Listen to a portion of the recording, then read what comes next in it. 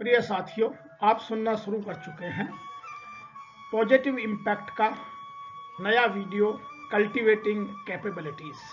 आज भारतीय युवा को बहुत सारी समस्याओं का, बहुत सारे तरह के विषम परिस्थितियों का सामना करना पड़ रहा है और जब तक वह अपनी कैपेबिलिटीज को, अपनी क्षमताओं को, अपनी दक्षताओं को, अपनी कुशलताओं को, अपनी व्यवस्थाओं को ठीक नहीं करेगा, तब तक उसका भविष्य उसे अंधकार में नजर आता रहेगा। इसलिए आवश्यकता है कि हम अच्छी आदतों का, अच्छी कैपेबिलिटी, अच्छी क्षमताओं का, अच्छी दक्षताओं का, अच्छी कुशलताओं का विकास करें। अब उसके लिए कैसे करें, उस पर हम यह चर्चा आपके साथ कर रहे हैं। सबसे पहले समझने की बात करते हैं कि जब भी कोई व्यक्ति कोई अच्छी चीज करना चाहता है तो उसके लिए यह कहा जाता है, इंग्लिश की प्रोवर्ब है, फर्स्ट डिजर्व देन डिजायर। पहले उसको अपने लायक बनना होगा ताकि वह उस चीज को पा सके। हिंदी में बोलते हैं, आपको अपनी पात्रता बनानी होगी। यदि आप में पात्रता है तो आपका सिलेक्शन हो सकता है, आप वह चीज पा सकते हैं, आप सफलता पा सकते हैं, आप जीवन में पूर्ण तरह विकसित हो सकते हैं, सफल हो सकते हैं, व्यवस्थित हो सकते हैं, उच्च कोटि का जीवन जी सकते हैं। लेकिन उसके लिए पहले आप में डिजर्व करना है, तब आप उसकी इच्छा कीजिए, डिजायर कीजिए। इसी विषय को लेकर हम अपनी आवश्यकताओं को, अपनी स्किल सेट को, अपनी दक्षताओं को कैसे बढ़ाएं, उस पर हमने बात की है। तो जो लाइफ स्किल्स हैं एक जवान युवक या युवती के लिए, जिसको अपना पूरा कैरियर बनाना है, या जिनको कैरियर छोटा मिल गया उनको बड़े में परिवर्तित करना है, या अपने जीवन को और ऊपर सफलता की ऊंचाइयों तक, सफलता के सोपान तक ले जाना है, तो उसके लिए कुछ चीजें आवश्यक हैं। सबसे पहली है स्ट्रेस मैनेजमेंट। अपने जीवन में कभी भी स्ट्रेस न आने दें, इनको आगे डिटेल में बात करेंगे। दूसरा है इंडिपेंडेंट लिविंग, कि आप इंडिपेंडेंट लिविंग करें, डिपेंडेंट ना बने रहें। बहुत सारे युवा युवतियों में यह प्रॉब्लम है कि वो होल लाइफ दूसरे पर डिपेंडेंट बने रहते हैं। तीसरी है रैशनल या रिलेशनशिप बिल्डिंग। हम अपने नेटवर्क को, अपने रिलेशन को, अपने रिश्तों को मजबूत बनाएं। आज हम वर्चुअल रिलेशनशिप की तो बात करते हैं, लेकिन जब वास्तव में रिलेशन बनाने लगते हैं तो उसमें बहुत सारी दिक्कतें आती हैं और फिर हमारा रिलेशनशिप ब्रेक हो जाता है, हम आइसोलेशन में चले जाते हैं और हम स्ट्रेस में फंस जाते हैं।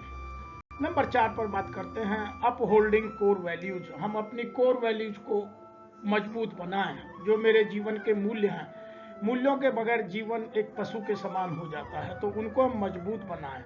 नंबर 5 पर आता है एग्जीक्यूटिव फंक्शनिंग। यदि मैं कहीं काम लग गया हूं या मैं काम पर जाने वाला हूं, तो अपने काम को मैं एक अच्छे एग्जीक्यूटिव की तरह या एक अच्छे प्रोफेशनल की तरह या जिस भी पोजीशन पर हूं उसके उत्कृष्ट को प्राप्त करूं। आइए इनको एक एक करके समझते हैं। सबसे पहले बात करते हैं हम स्ट्रेस मैनेजमेंट की। और आज भारत के युवाओं में लगभग 50% लोग, वह युवक हो या युवती हो, किसी भी जाति धर्म का हो, विशेष का हो, किसी भी ज्योग्राफिकल कंडीशन का हो, लेकिन यह भारत का डेटा मैंने भारत की ही ऑथेंटिक वेबसाइट से उठाया है कि 50% जो यंग हैं उनमें एंजाइटी और डिप्रेशन के सिम्टम्स अब नजर आते हैं।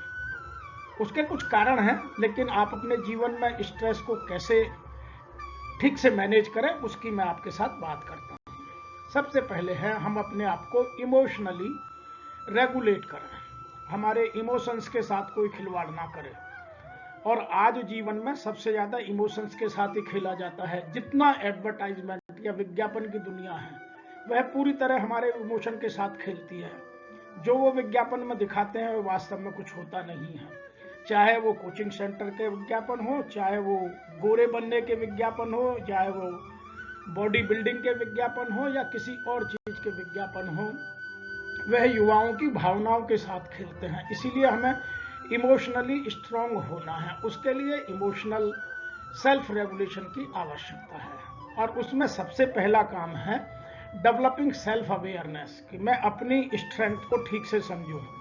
आप अपना स्वॉट एनालिसिस कीजिए, व्हाट आर माय स्ट्रेंथ, मेरी स्ट्रेंथ क्या है, मेरी वीकनेसेस क्या है, मेरी कमजोरी क्या है, मुझे थ्रेट क्या है और मुझे अपॉर्चुनिटीज क्या क्या ला है, और उनके लिए मुझे कौन से स्ट्रेंथ चाहिए, तो उसका ठीक से विवेचन कीजिए और जिसमें आप मजबूत हैं उस काम को आगे बढ़ाइए। दूसरा है finding healthy ways to cope up with the difficult emotions. आप जब कभी भी उन इमोशंस में फंस जाते हैं तो आपको उनको बाहर निकलने के लिए हेल्दी जो तरीके हैं, जो मजबूत तरीके हैं, जो ऑथेंटिक तरीके हैं, उन्हीं को यूज करना है, उन्हीं से बाहर आना है। ये जो झूठा मोटिवेशन है जो आपको मनोबल 2 दिन के लिए बढ़ा दे जाता है, 3 दिन बाद आप वहीं पहुंच जाते हैं, वह आप पर काम करने वाला नहीं है। इसीलिए आपको अच्छे जो तरीके हैं उनको ढूंढना होगा। नंबर 3 इसी का जो इमोशनल सेल्फ रेगुलेशन का हिस्सा है, इसमें माइंडफुलनेस प्रैक्टिस। हम बुद्धू ना बने, जो हमारे उच्च विचार हैं, उत्कृष्टता की बातें हैं, जो एक प्रोफेशनल को करना चाहिए, जो एक स्मार्ट पर्सन को करना चाहिए, उन सब चीज़ों को करें। किसी के बहकावे में ना आए, किसी के विज्ञापन में ना आए, किसी लालच में ना आए, तब हम माइंडफुलनेस की बात कर सकते हैं, अपने स्वार्थ की बात ना करें। नंबर नेक्स्ट है कल्टिवेटिंग स्किल टू काम द नर्वस सिस्टम। क्योंकि हमें गुस्सा आता है, जब हमारी कोई परेशानी आ जाती है, या मेरा लक्ष्य पूरा नहीं होता है, या जैसा मैं चाहता हूँ वैसा नहीं होता है, तो अक्सर हमें एंजाइटी आ जाती है, गुस्सा आ जाती है, तो उससे हमारा नर्वस सिस्टम डिस्टर्ब हो जाता है। तो उसको हम शांत रखने के तरीकों को अपने जीवन में ढूंढें और रोजाना उन पर अमल करें, इकट्ठा ना करें। कोई भी चीज अपने आप नहीं होती, उसके लिए कुछ हमें करना पड़ता है। इसका दूसरा हिस्सा है स्ट्रेस मैनेजमेंट का, वह है सेल्फ कंपैशन। हम अपने आप को बहुत कूल एंड काम एंड कंपैशनेट रखें। हम वही काम करें जो हमें अच्छा लगता है, जिसमें आनंद आता है। हम कोई भी काम किसी के बहकावे में आकर ना करें, और अपने प्रोफेशन को अपने शौक में बदल लें, ताकि हमें काम करने में आनंद आए। तीसरा है इसी में है सेल्फ केयर। हम अपनी खुद की केयर भी अपने आप करें, दूसरों के भरोसे ना रहें। आज बच्चे बुरी आदतों में पड़ते जा रहे हैं, नशा करते हैं, ड्रग्स करते हैं, स्ट्रेस में रहते हैं। उसके कुछ रीजन हैं, और उनमें उनसे कैसे बचा जाए, मैं उस रीजन पर आपके साथ बात कर रहा हूँ। सबसे पहले अपना खाना आप ठीक कीजिए, ईट हेल्दी, ईट फ्रेश फूड। आप पौष्टिक भोजन खाइए, स्वादिष्ट मत खाइए। दूसरा है स्टेइंग फिजिकली एक्टिव। आप अपने आप को रोजाना एक्सरसाइज कीजिए, अपनी बॉडी को फिट रखिए। हिंदी में एक कहावत कही जाती है कि स्वस्थ शरीर में ही स्वस्थ मस्तिष्क निवास करता है। इसलिए आप अपने आप को फिजिकली एकदम फिट रखिए। यदि आप बीमार रहेंगे, चाहे वो मेंटली हो या फिजिकली हो, तो फिर वह अपना काम ठीक से नहीं कर पाएंगे। तीसरा है गेटिंग एनफ स्लीप। आप रोजाना जितना सोना है वह सोइए। कुछ बच्चों ने वर्तमान में देखा जा रहा है कि रात को 4 बजे तक जगते हैं, सुबह 4 बजे तक, और फिर सोते हैं। वह सोना नहीं है।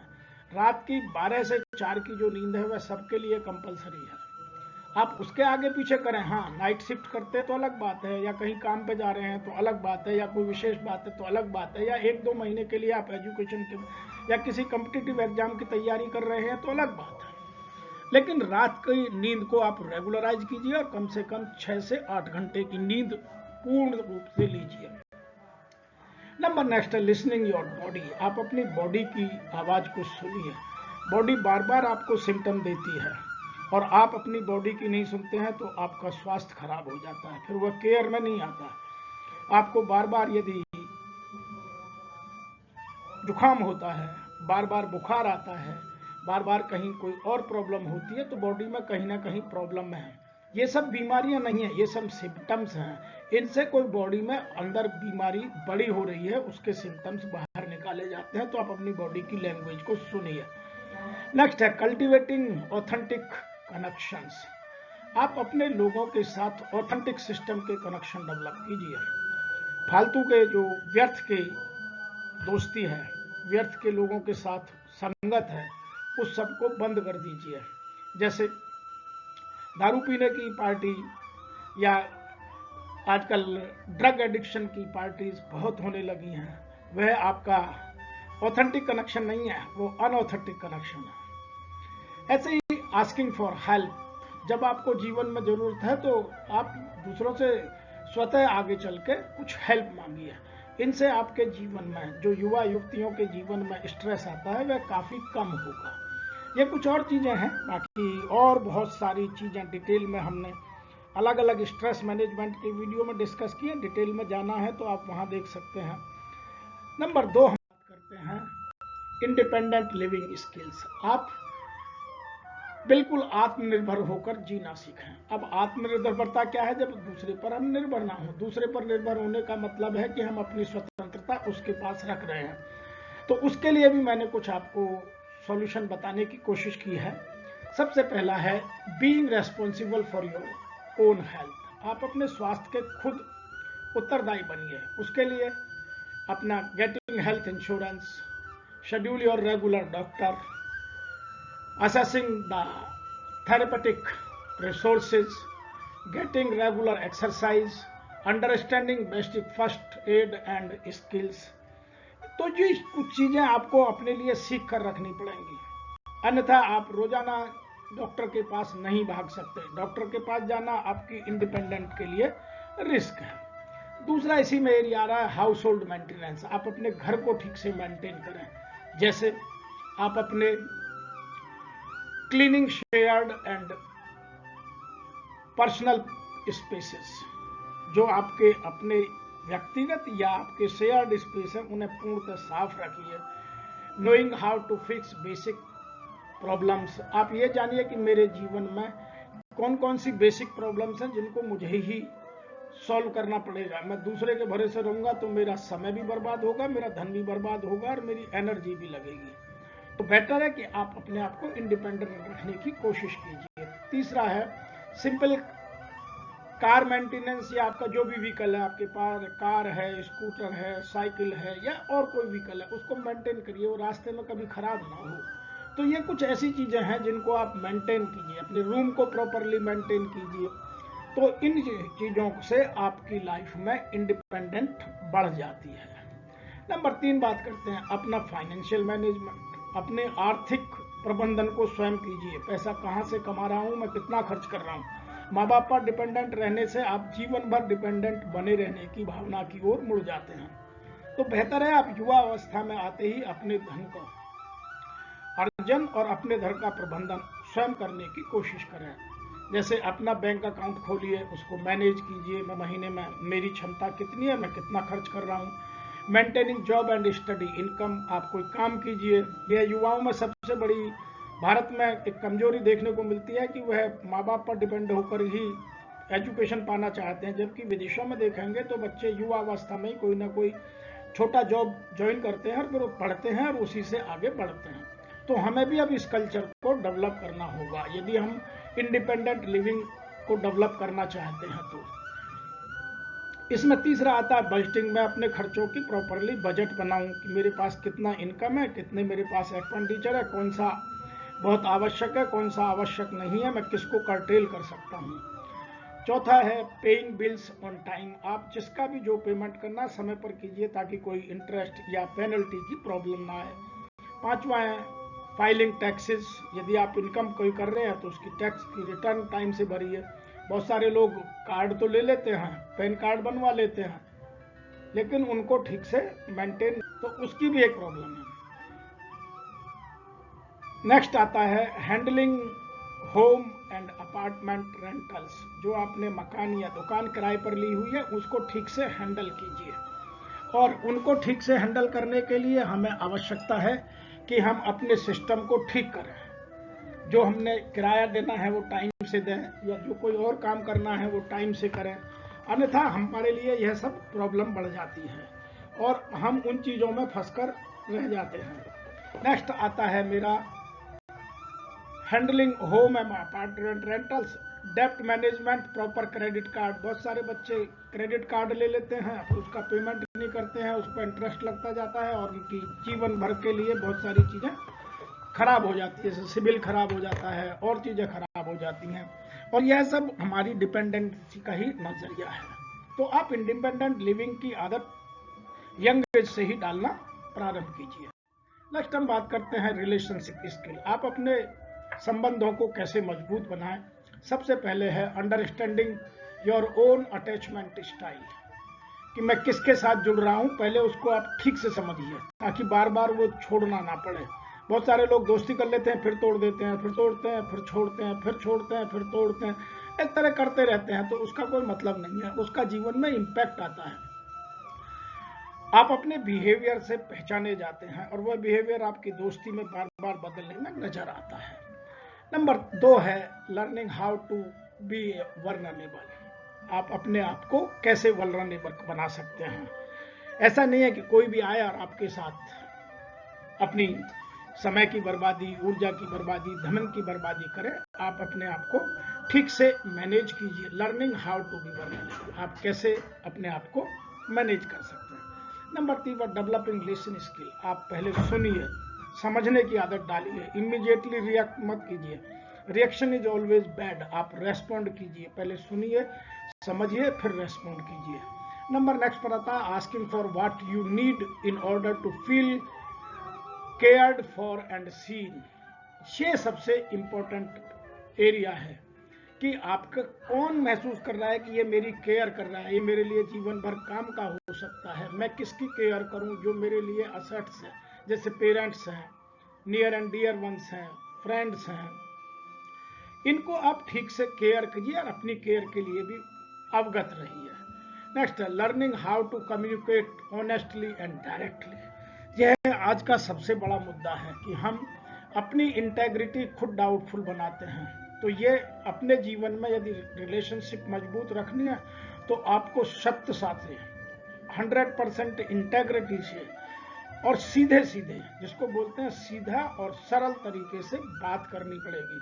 जितनी आप घुमावदार बात करेंगे, जितने आप अल्टीरियर मोटिव्स के साथ बात करेंगे, जितनी आप लच्छेदार बातें घुमाकर दूसरों को मूर्ख बनाने का प्रयास करेंगे, उतने आपके रिलेशनशिप खराब होंगे।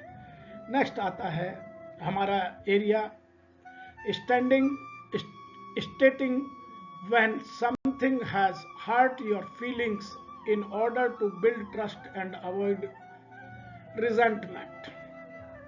कि हम उन चीजों का ध्यान रखें जो हमारी फीलिंग्स को हर्ट करता है, जो हमारे इमोशंस को हर्ट करता है और जो हमारे रिजेंटमेंट लाइफ में लाता है, जो हम जिन चीजों से दूर भागते हैं उनको आइडेंटिफाई कीजिए और उनको ठीक से मैनेज कीजिए। नंबर नेक्स्ट है taking personal accountability and apologising for hurt cause. यदि आप गलती से किसी को हर्ट या हानि पहुंचाते हैं या आप शब्द कहते हैं या कोई ऐसी बात कहते हैं जो दूसरे को हर्ट कर गई, तो आप पर्सनली अपोलॉजी कीजिए, माफी मांगिए, क्योंकि रिलेशनशिप बनाना बहुत कठिन काम है। छोटी छोटी बातों पर कभी भी अपने रिलेशंस को खराब मत कीजिए। और युवा अवस्था में आदमी ठीक से समझता नहीं है, ये गलतियां बहुत अधिक करता है। नंबर नेक्स्ट है selecting friendship and relationship based on care. आप मित्रों का या अपने रिलेशंस का जो चुनाव करें वो सबसे ज्यादा उसमें इंपॉर्टेंट केयर को दें, जो आपकी पर्सनली और इमोशनली केयर करता हो। आप उसमें पैसे से मत जाइएगा। पैसा जिंदगी में बहुत आप कमा सकते हैं, लेकिन पहले इसमें केयर के एटीट्यूड को देखिएगा, who is doing care for me, और रेसिप्रोकेटली हम उसको कितने करते हैं और म्यूचुअल रेस्पेक्ट हम दोनों में कितना है। जहां म्यूचुअल रेस्पेक्ट होता है, जहां give and take and give होता है, वहां रिलेशन लंबे समय तक चलते हैं। नंबर नेक्स्ट है सेटिंग बाउंड्रीज। आप अपनी बाउंड्रीज तय कर लीजिए, मुझे किसके साथ रिलेशन रखने हैं, किन के साथ नहीं रखने हैं। अर्थात मेरे प्रोफेशन में, मेरे डेवलपमेंट में कौन लोग मेरी मदद कर रहे हैं, मैं उनके साथ तो रखूं, हर किसी के साथ रखने की आवश्यकता नहीं है। नंबर नेक्स्ट है skill for upholding core values. हम अपनी कोर वैल्यूज को कैसे मजबूत बनाएं, उनकी रक्षा कैसे करें। बहुत सारे लोग, बहुत सारे अपने जो हमारे धार्मिक गुरु हैं, जिनको हम बहुत ज्यादा पदवी देते हैं, वे कहते कुछ हैं और करते कुछ हैं। तो उनकी वजह से समाज में, या जो हमारे रोल मॉडल हैं, उनकी वजह से समाज में आज की डेट में वैल्यू सिस्टम बहुत बिगड़ गया है। क्योंकि उन लोगों की कथनी और करनी में अंतर आता है, तो युवा वर्ग भी यह सोचता है कि यह चल जाएगा, लेकिन यह सब नहीं चलता है। काठ की हांडी बार बार नहीं चढ़ती है, इसीलिए आप अपनी वैल्यूज को मजबूत कीजिए। सबसे पहले हमारी वैल्यूज, हमारी reflecting on which core values feel most important. आप उस कोर वैल्यू को बिल्कुल रिफ्लेक्ट कीजिए। जैसे हम राम की बात करते हैं तो राम ने कहा प्राण जाए पर वचन न जाए। वो कमिटमेंट के पक्के थे। Once he has committed something it means he has committed. तो हमें भी अपनी कोर वैल्यू इसी तरह से इम्पोर्टेंट, उसके महत्व को देखकर मेरे जीवन में कौन सी आने वाली है वो निश्चित करनी है, और फिर उसको रिफ्लेक्शन करना है जो जीवन में सबको दिखे, और फिर उससे टस से मस नहीं होना है। दूसरा, होनिंग क्रिटिकल थिंकिंग। मैं जो क्रिटिकल थिंकिंग है उसको मैं अपने आचार में, अपने विचारों में, अपने रोजाना की भाषा में, अपने रोजाना के कार्यकलापों में उसको जग जाहिर करूं, उसको और मजबूत करूं, ओन करूं, जो उसको होनिंग बोलते हैं वो होन करूं, ताकि सब उसको समझें कि हाँ यह इस वैल्यू का व्यक्ति या युवती है। नेक्स्ट है cultivating habits that are fun and meaningful. आप कोई भी काम करें तो जीवन में चेहरे पर मुस्कुराहट अवश्य रखें, और जो भी काम करें वो मीनिंगफुल काम करें, ऐसे ही कोई काम ना करें। तो ये इस तरह की आदत डालना जरूरी है। मैं बार बार कहता हूं कि मनोबल बढ़ाने से ज्यादा बेहतर है अच्छी आदतों का विकास, और अच्छी आदतें तब डलती हैं जब उन पर हम रोजाना प्रैक्टिस करते हैं। आदतें एक दिन में नहीं डलती। हैबिट हमारी थिंकिंग से स्टार्ट होती है, और जब हम उसे लगातार करते हैं और लोग उसे एक्नॉलेज करते हैं तब वह हैबिट कही जाती है। नंबर नेक्स्ट है टेकिंग टाइम टू रेस्ट। आप लगातार अपनी बॉडी को पेन मत दीजिए। कोई काम 8 घंटे 10 घंटे लगातार मत कीजिए। 2 घंटे काम कीजिए फिर आराम कीजिए, फिर 2 घंटे काम कीजिए फिर आराम कीजिए, तो अपनी बॉडी को रेस्ट भी दीजिए। नेक्स्ट है building in time for self reflection such as journaling और अदर थॉटफुल सोलो टाइम। इन चीजों पर आप थोड़ा सा काम कीजिए आपका, ताकि आपकी जो मार्केटिंग है वो भी हो, क्योंकि आज जो दिखता है वही बिकता है। तो आपको अपनी थोड़ी सी अपनी वैल्यूज की, अपनी वर्किंग स्टाइल की, अपनी थॉट प्रोसेस की, अपनी फिलॉसफी की, अपनी स्टाइल की लगातार हैबिट्स के साथ रिफ्लेक्शन और थोड़ी सी उसकी मार्केटिंग भी करना आवश्यक है। नंबर नेक्स्ट है being intentional about how you spend your time. तो आप अपना समय कैसे बिताते हैं उस पर ध्यान दीजिए, उसको इंटेंशनली कीजिए। अनइंटेंशनली आपका टाइम बर्बाद ना हो कि गली के नुक्कड़ पर खड़े हो गए, कॉलेज से आते हुए रास्ते में कहीं बैठ गए, किसी रेस्टोरेंट में घंटे बैठे रहे, या हम यंग एग्जीक्यूटिव है तो कंपनी में हम लंच में चले गए, देर से आ रहे हैं। तो कुछ ऐसी चीजें हैं जिनको आप अपनी कोर वैल्यूज में शामिल कीजिए। टाइम एक सबसे अच्छी कोर वैल्यूज में आता है। आप समय पर जितना ध्यान रखेंगे उतनी आपकी लाइफ डिसिप्लिन्ड होती चली जाएगी। नेक्स्ट एरिया आता है एग्जीक्यूटिव फंक्शनिंग स्किल। ये उन लोगों के लिए है जो या तो काम में नए नए आए हैं या आने वाले हैं, या आप अपने जीवन में जो मैंने अभी 4 पहले की चीजें बताई उनको समझने के लिए इसकी गहराई को जानना आवश्यक है। सबसे पहले है प्लानिंग एंड प्रायोरिटाइजेशन। आप जो भी काम करें उसकी प्रॉपर प्लानिंग करें और प्रायोरिटाइज करें, ताकि आपके पास समय की कभी कमी ना हो। बहुत सारे लोग हमेशा रोते रहते हैं कि मेरे पास समय नहीं है। समय सबको 24 घंटे मिलता है, वह चाहे किसी भी ऊंचे से ऊंचे पद पर पदासीन व्यक्ति हो या जो समय का रोना रह रहा हो वो। केवल अंतर है हम समय की प्लानिंग और प्रायोरिटाइजेशन किस तरह करते हैं। हम सब काम को खुद करना चाहते हैं, समय को व्यर्थ करना चाहते हैं, समय को हम ठीक से मैनेज नहीं करते हैं, काम समय पर नहीं करते हैं। ये सब गलतियां हमें अपने जीवन में छोड़नी होंगी। नंबर 2 पर आता है टाइम रेगुलेट। जो मैंने जिस चीज का टाइम डिसाइड किया है उसको मैं ठीक से रेगुलेट करूं। बहुत सारे लोग टाइम टेबल बना लेते हैं लेकिन मैनेज नहीं करते हैं। तो टाइम रेगुलेशन भी बहुत आवश्यक है, और ये चीजें बहुत छोटी हैं। इनके लिए छोटी छोटी हैबिट्स टुकड़ों में डेवलप करके एक जीवन को बदला जा सकता है। नंबर नेक्स्ट है इमोशनल रेगुलेशन, जो मैंने सबसे पहले नंबर 1 पे बात की थी कि मैं अपने इमोशंस को कंट्रोल करूं, कोई मेरे साथ इमोशनली प्ले ना करे। आज सबसे ज्यादा यदि गरीब के साथ या यंग लोगों के साथ है, जो इमोशनल प्ले है वह उन सबको सबसे ज्यादा हार्ट पहुंचा रहा है। जब इलेक्शन आते हैं आप देखिए हम किस तरह का इमोशनल रोल प्ले करते हैं। जब हम कहीं जॉब का इंटरव्यू लेने जाते हैं तो लोग किस तरह से इमोशनल रोल प्ले करते हैं। और बहुत सारे लोग एडवर्टाइजिंग के बहाने को, बहुत सारे लोग हमें जीवन में अपना काम निकालने के लिए मीठी मीठी बात करके हमारे इमोशंस के साथ प्ले करते हैं। तो आपको इमोशनली स्ट्रांग होना आवश्यक है। नंबर नेक्स्ट है टास्क मैनेजमेंट। मैंने जो काम लिया है मैं उसको समय पर पूरा करूं, और काम में वही लूं जिसको मैं कर सकता हूं, जिसकी मेरे पास कॉम्पिटेंसीज हैं, स्किल्स हैं, या उसके लिए मेरे पास tools and tackles and methodology है। अन्यथा मुझे नो करने की भी आदत होनी चाहिए। नंबर है सेल्फ मोटिवेशन।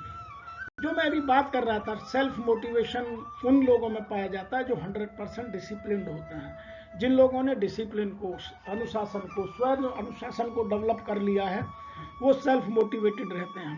अन्यथा धीरे धीरे छोटी छोटी बातों पर आप अपने आप को सेल्फ मोटिवेट कर अपनी आदतों में सुधार ला सकते हैं। नेक्स्ट आता है इसमें ऑर्गेनाइजेशन। आप अपने आप को ऑर्गेनाइज करें कि मेरे मित्र कौन होंगे, मेरा फ्यूचर में क्या क्या मुझे काम करना है, उसके लिए मुझे क्या रिसोर्सेज चाहिए, वो कहाँ कहाँ अवेलेबल हैं, मैं किन किन रिसोर्सों से, किस किस मेथोडोलॉजी से अपने गोल्स को या अपने लक्ष्य को पा सकता हूँ। यह सब ऑर्गेनाइजेशन का हिस्सा है। तो आप यदि इन पांचों स्किल्स पर काम करेंगे तो आपका जो पहला मैंने सेंटेंस बोला, फर्स्ट डिजर्व देन डिजायर, तो आपका जो डिजर्व वाला पोर्शन है वह तैयार होता है। और यदि आपने तैयार कर लिया तो फिर आपको सक्सेस के लिए यह काम करना पड़ेगा। सक्सेस जीवन में केवल 6 चीजों से आती है, और वे 6 की 6 चीजें जो मैंने आपको ऊपर 5 चीजें बताई, उन चीजों से डेवलप हो सकती हैं। सबसे पहला है हार्ड वर्क। हार्ड वर्क का कोई सब्स्टिट्यूट नहीं है। आपको कठिन काम करने की आदत डालनी पड़ेगी। There is no shortcut of hard work. दूसरा है सैक्रिफाइस। आपको कंफर्ट जोन से बाहर आकर सक्सेस जोन में जाना ही पड़ेगा। कुछ अपने आराम का सैक्रिफाइस करना पड़ेगा, कुछ अपने जो बुरी आदतें हैं उनका सैक्रिफाइस करना पड़ेगा, तब आप में डिसिप्लिन आएगा और तब आप सक्सेस हो सकते हैं। नंबर 3 है struggle. Profit is the reward of risk. यह इकोनॉमिक्स का सबसे पहला सिद्धांत है। इसीलिए लाइफ में स्ट्रगल करना जरूरी है। जो लाइफ में पॉजिटिव स्ट्रगल करते हैं वो लाइफ को बहुत सुंदर और मजबूत बना लेते हैं, और जो नेगेटिव चीज़ों में फंस जाते हैं या स्ट्रगल करते ही नहीं हैं, कंफर्ट जोन में ही रह जाते हैं, वो कभी सफल नहीं हो पाते। नंबर 4 पर आता है फेथ। आपको अपने ऊपर फेथ होना बहुत जरूरी है। Yes I can do it, this is possible for me, I can. तो ये कुछ चीजें हैं जिनमें आपको फेथ रखना है। इसके साथ साथ यदि आप जिस भी ईश्वरीय सत्ता को मानते हैं उसमें भी फेथ रखिए कि वो भी मेरे साथ है। यह एक बड़ा विषय है, लेकिन बहुत सारे लोग इसको मानते हैं, बहुत सारे लोग नहीं मानते हैं। लेकिन मैं ऐसा मानता हूं जिनका अपना इनर बहुत स्ट्रांग है, उन्हें फिर बाहर के किसी फेथ की आवश्यकता नहीं है। अपने इनर को, अपने आंतरिक क्षमताओं को, दक्षताओं को, कुशलताओं को, वैल्यूओं को मजबूत बनाइए और अपने पे विश्वास रखिए।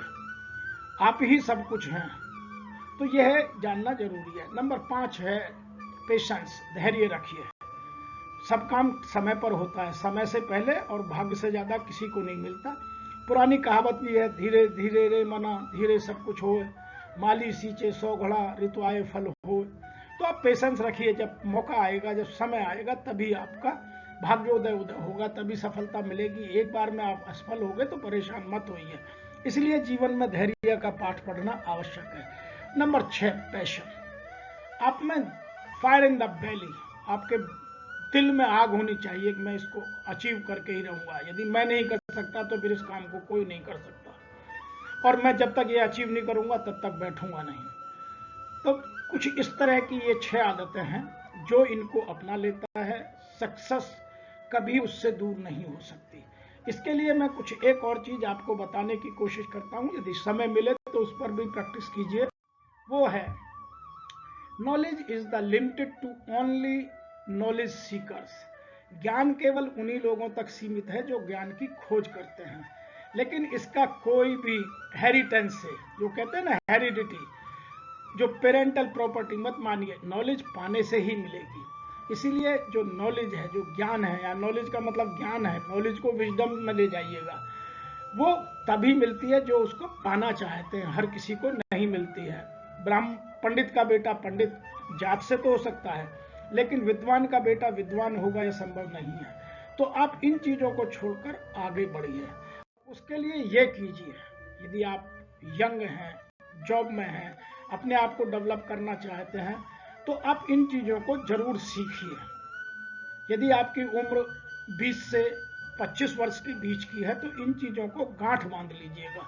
मैं तो कह रहा हूं 30 के भी हो तो भी 20 से 30 के बीच के लोगों को ये 6 काम पूरी तरह अपने जीवन में उतारने चाहिए, क्योंकि जब तक हम कुछ नया नहीं सीखेंगे तब तक जीवन में सफल नहीं होगा। सबसे पहले प्रॉब्लम बेस्ड लर्निंग, कि मेरे जीवन की समस्याएं क्या हैं, मैं किन का सॉल्यूशन ढूंढ रहा हूं, वो आपके पास पूर्णतः स्पष्ट होना चाहिए और वो आपके पैशन से और आपके गोल से लिंक होना चाहिए।